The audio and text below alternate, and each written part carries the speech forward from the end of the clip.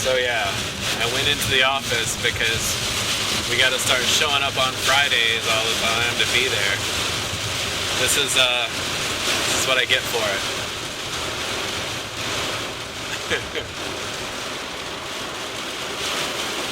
It's crazy out there. Sick.